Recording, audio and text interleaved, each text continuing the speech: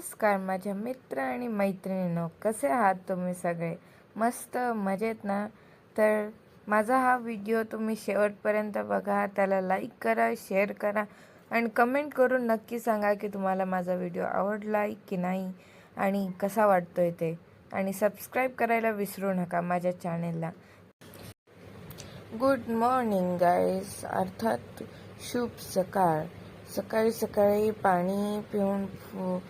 पाणी पिऊन सुरुवात होते. पूर्ण बॉटल भरून उठल्या पाणी प्यायचं ही माझी दिवसाची सुरुवात होते.